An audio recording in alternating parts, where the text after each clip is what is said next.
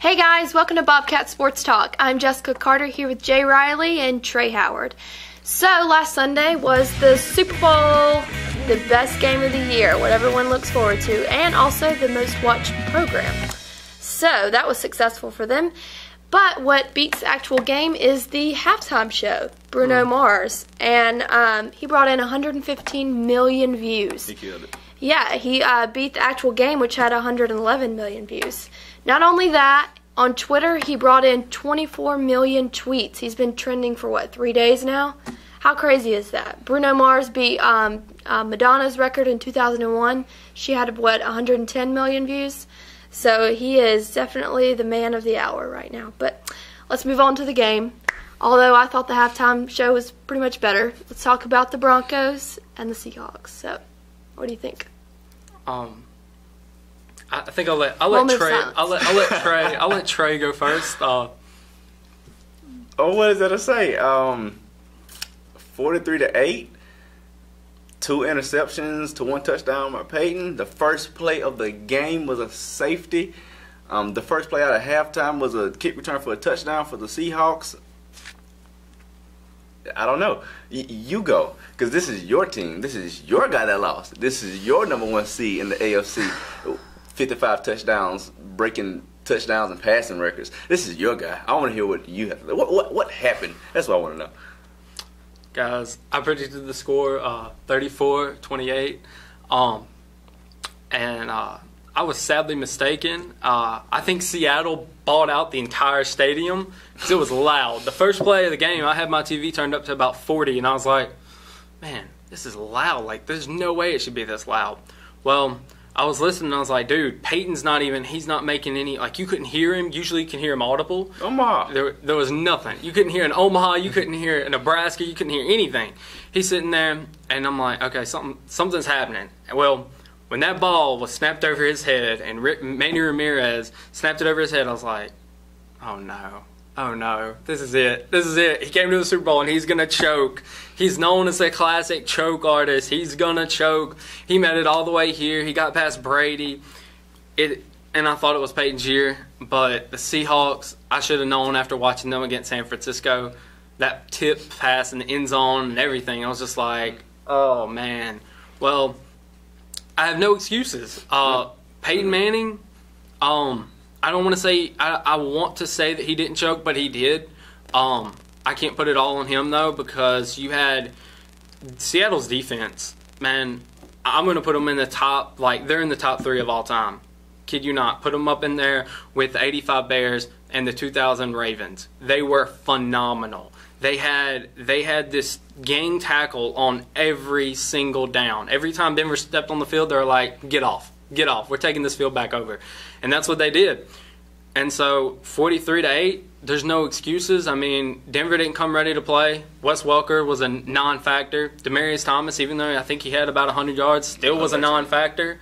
And Peyton Manning was rattled on the pocket. I don't know if because he was in Denver that he happened to stumble upon some herbs before the game, but he looked like he was stumbling upon something.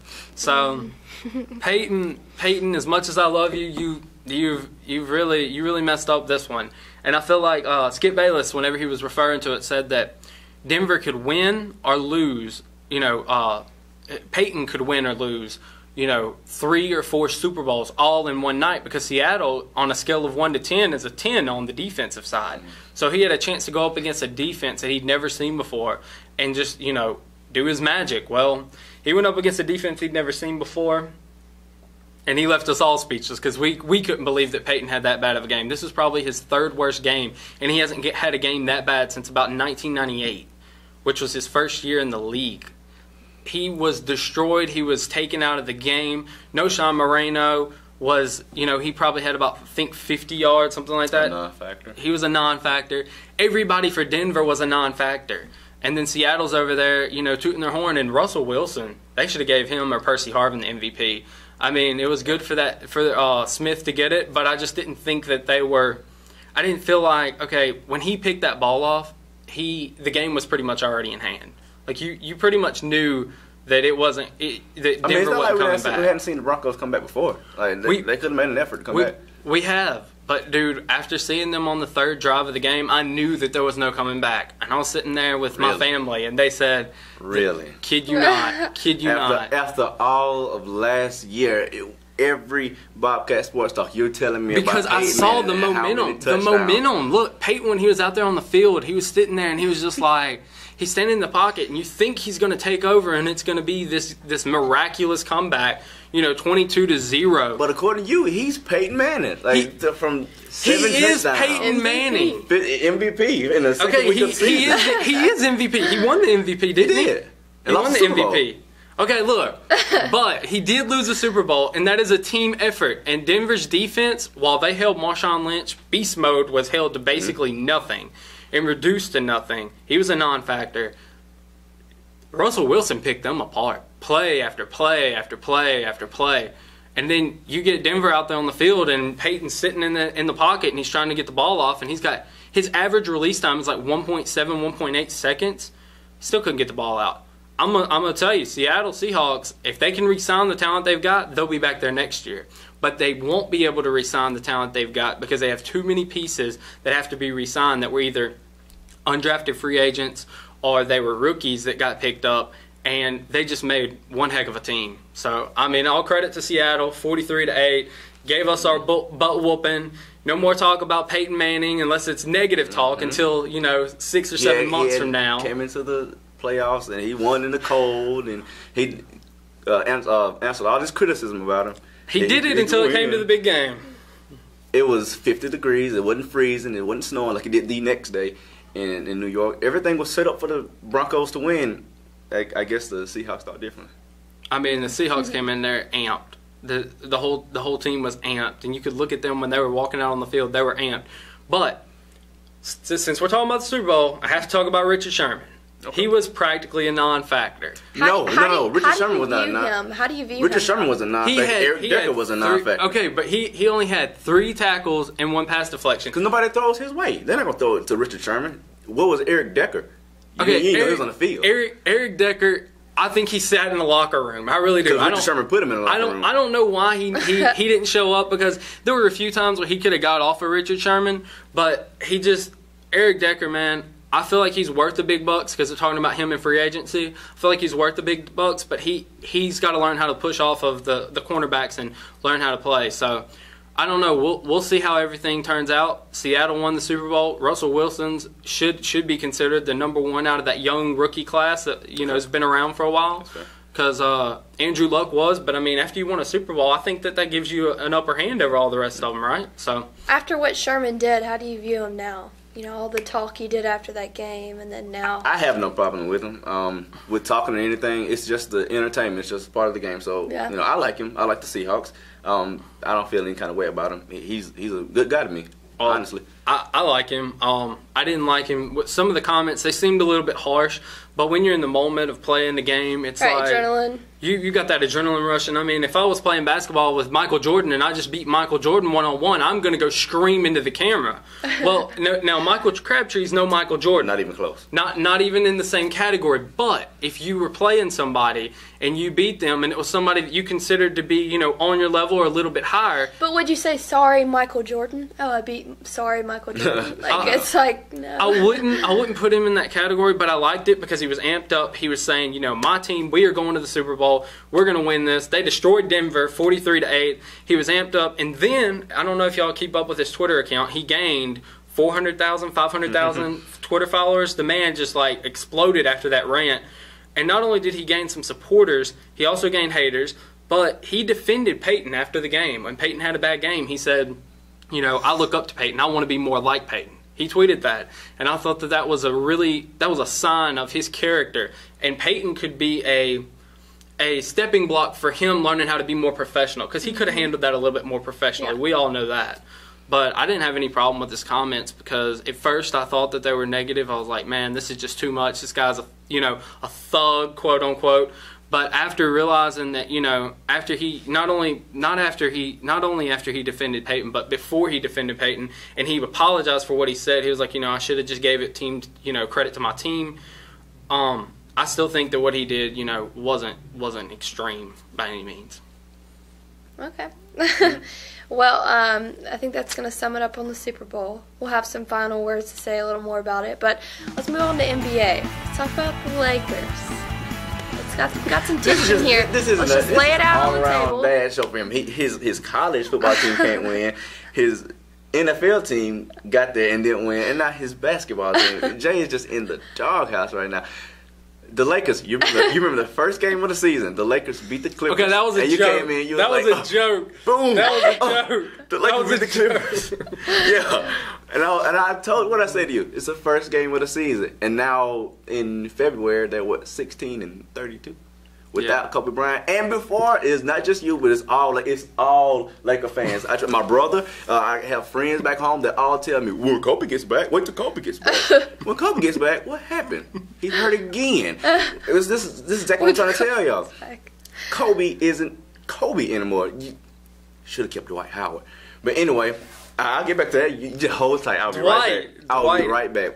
Kobe isn't Kobe. Like 7 years ago when he was the man Kobe, he'd get me, you, Jessica, and Ian and go win a championship because he was just that lethal. He could put everybody on his back and just take the team. Now at age 34, he can't do that anymore. Father Time is undefeated, like they always say. Yeah. So he can't put the whole team on his back. He needs somebody else. Not only does he need somebody else, he needs another superstar in Dwight Howard. I'm not just saying he just needs Dwight Howard, but in somebody of that caliber, another big name he needs on his team. And would you say Kevin Love fits into that category? Or is he still a star? Is he a superstar or a star? He's a superstar in Minnesota. Okay. I think if he do it on a bigger scale, he can be a superstar. Okay. But anyway, my thought is if the Lakers would stop trying to let Kobe Bryant run their organization and tell them, well, we don't need Dwight Howard. You need somebody. If you want to get a 6th ring, if they would run their organization and stop trying to sign Kobe sign Kobe to 2 more years and then let him pick and choose who he wants to have. Because they don't have to deal with that anymore. They don't have to go play in LA. They can go play in Miami or they can go play in Houston. There are other stars around the league, so they just don't need Kobe Bryant. And the league is changing, and Kobe's going to have to change with that league if the Lakers want to keep succeeding. Well, where do I start? We could talk about the players. We could talk about management. We could talk about the owners. But when I think about it, and we can talk about, the mistakes that they've made. We can talk about the coaching. 'Cause Lord knows I don't care about the coaching. But if I really want to hit home, since Jerry Buss handed over the reins of this franchise to Jim Buss, because now he's passed away, and this franchise may never be the same again. And I trust Jenny with the franchise more than I trust Jim, because Jim doesn't know what he's doing. He doesn't know his head, from a hole in the wall, because I really don't think he knows what he's doing. And I just feel like with management, they've got Mitch Kupchak. He's a great GM. He knows what he's doing. The coaching, let's get rid of Mike D'Antoni. Shouldn't have got rid of Mike Brown. That's what I agree. They jumped the bus 4 games in. Mike Brown, we got to get rid of him. We got to find us a better coach. And now we have Mike D'Antoni, who couldn't even win a championship with an all-star team with Steve Nash, Sean Marion, Amari Stoudemire, and a few other good pieces. Still couldn't win a championship. So I look at that and I say, but they are more of a contender than he is with the Lakers. They are because they had a superstar team, and the Lakers don't have a superstar team, and I can admit that. Kobe's not going to be able, and I'll agree, Kobe is not going to be able to carry the Lakers on his back. They may win. He'll probably add about 10, maybe 15 wins to their season total. But as of right now, I'm not gonna stay on this, but I'm gonna say as of right now, they need to tank this season because we need to pick up some good draft pieces. Who do you want in the draft that's coming out if you're going, quote unquote, tank the season? Jabari Parker may come out because he's on. You don't have to play 1 year college ball. I'm saying I don't see a game changer or a franchise changer in this draft. I've been watching Jabari Parker, and I feel like he could be a game changer. He's on and off, just like Wiggins, just like Randall. Aaron Gordon. Nobody just jumps off the map to me. Everybody was hyped coming into the season about these little freshmen, about these freshmen coming in. But they had good games, and they've had some awful games. Randall just scored. He went 2 for 6 last game against University of Mississippi. But they don't jump off the map to me. There's not a Kobe Bryant or LeBron James or Kevin Durant in this draft. There isn't. So I mean, I feel like they should tank, but also they're going to get rid of some people though. Free agencies like there's going to be some people that are not going to be Lakers anymore. Free agency's coming around, and we're gonna in 2000. I think it's 2015. We're not gonna have some of the pieces that we had. We're gonna have a whole bunch of cap room that's available, and they need to get rid of as many people as possible. They've already got Kobe signed, but all the other pieces. I mean, you got Nash may retire. You need to keep Kobe, but the rest of them, they need to clear the roster. And I love Pau Gasol, love what he's done for the franchise, but he's not going to be able to keep it up. Like, I don't feel like he's going to be able to keep it up the way Kobe has all these years. I don't feel like Pau Gasol's still in that category of superstar. They're talking about trading him to Phoenix. Yeah, by the way. They're talking about trading him to Phoenix after he's hurt right now, but they're talking about after he comes back and if he passes the test. So maybe they're doing what you're talking about. Probably trying to clean house. Well, rumor is, and there's always rumors that people are coming to the Lakers, and I mean, I feel like that Knicks trade by David Stern whenever Chris Paul was supposed to come to the Lakers, that was one of the biggest collapses of the Lakers. We tried putting them back together without Chris Paul. If you would have had Chris Paul, Kobe Bryant, and Dwight Howard, that would have worked. It would have worked. No, because Kobe is still Kobe, and he's still Kobe would have wanted some. He would have still wanted his touches, but it would have worked because Chris Paul is the type of guy that'll assist to both of them. They would have both got their touches. Chris Paul would have been and Chris Paul plays phenomenal defense. You'd have somebody at the point guard position playing phenomenal defense. I'm not talking about touches on the court, as more as who's the dominant player in the locker room. Like, Chris Paul has that alpha male syndrome in him. He wants to be the general. He wants to be the leader of the team. So does Kobe. Not so much with Dwight Howard. But Kobe's quiet in the locker room. I don't know if you've ever heard this, but Kobe's usually quiet in the locker room. He usually lets Pau Gasol and other players talk in the locker room. Oh, in the locker room, on the floor, just general, Right. But back to getting to Dwight Howard. This is why I say they should have kept Dwight Howard. He gave their present. They didn't get to the second round of the playoffs. Nope. But at least they got to the playoffs with Dwight Howard. Where are you gonna get with or without Kobe? Not even gonna make it to the playoffs because he like I said, he's not the old Kobe. So he needs somebody, preferably the best center.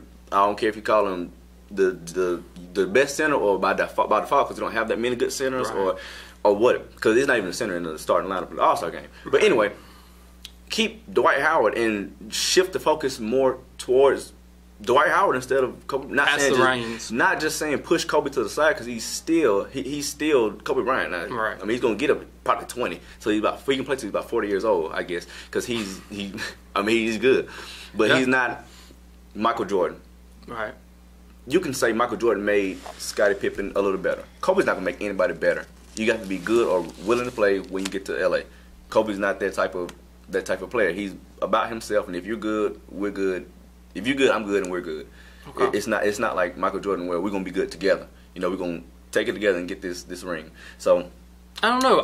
I don't know if I agree with that because Pau Gasol came to LA, and Kobe and Pau have been the best of friends since he came to LA, and the two of them have won 2 rings together, and Pau's been. I mean, Pau and Kobe's made Pau better in some ways, and Pau's made Kobe better in some ways. I do not think so. Pau's All-Star before he got to L.A., and he was All-Star when he in L.A. So I don't think Kobe elevated Pau's game. I guess you can say they helped each other on the court as Kobe spread. Andrew Bynum played pretty well for L.A. too.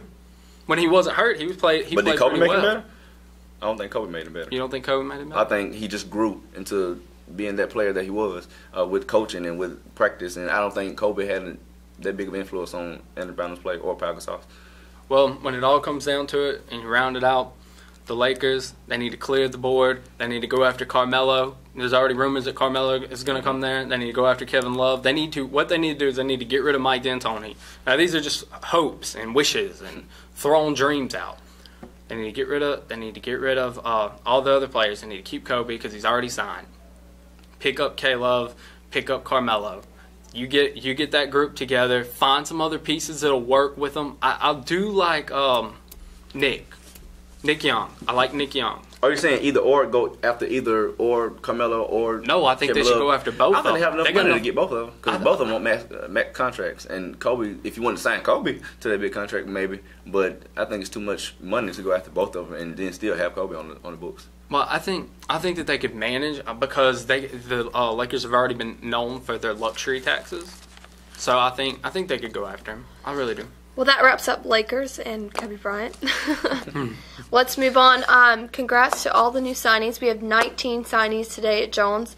One is Tevin Moore, who's a top prospect from Stringer. So hope you enjoy today and celebrate tonight and everything. And we welcome you to Jones. Let's move on to final word. My final word is going to be the furniture store in Texas that said if you come buy $6,000 worth of furniture or more, if the Broncos win, I don't think there was any other bet, but if the Seahawks lose, we'll give you a full refund. They ended up paying back $7.6 million to these people. These people got free furniture. And, they come on air and people were saying, how do you feel about losing $7.6 million? And they're like, well, it's good advertisement. Granted, but in a week, I'm not even going to think about this furniture store anymore. I mean, they can't go on air and it's like, oh man, God, we really messed up with that promotion. They got think of all the commercials you could have bought. Sure. Like, I will remember the Coca-Cola commercial with the dog. I think it was so cute. I will never forget it. I think you could have used your money elsewhere. I'll remember the T-Mobile commercials. T-Mobile. I'll remember that for the rest of my life. Yeah. I won't remember buying a piece of furniture from somewhere. Yeah, I'll be like, it's just like, I remember getting that from this furniture store in Texas. It just meant the world to me. Nobody talks about furniture. Really? Really? Nah. But what are your final words? My final words are, Peyton, come back. Come back. I know you got your butt slaughtered, but come back and show the world who you really are. Because I feel like you can do what John Elway did. You can come back and win 2, then you can be in tied with Brady because we know Brady's probably not going to win another one. That's fair. So I'm just saying, come back, show the world you're still Peyton Manning even after your almost worst loss of ever. But come back, show the world who you are. Peyton retire and become a quarterback coach of the Seattle Seahawks. That's the best. No, I just want to give some love to Lolo Jones, a woman being in Sochi, Russia. She's a part of the bobsled team that's going to be in the Winter Olympics, and I just want to give her some. I want to do that. It's been a couple of weeks since it's passed, but we hadn't done this, so I just want to say congratulations to Lolo Jones, and she's been assigned to a bobsled team. I love her in name, Sochi. Lolo Jones. Lolo. I've heard of her before. She's beautiful. She's very good. She went to LSU, right? She went to Yes, LSU? she did. Yes, she did. Okay, well, guys, thank you for joining us today on Bobcat Sports Talk. And we ask that you send prayers out to Jay as he's recovering from bronchitis. Bronchitis, is that what you said? Okay. Well, he's getting better. Monday he was absent, but now he's here. He's here Monday. It's okay, guys. It's okay. Thank you, and next week we'll have another segment, so be sure to tune in. I'm Jessica Carter here with Jay Riley and Trey Howard.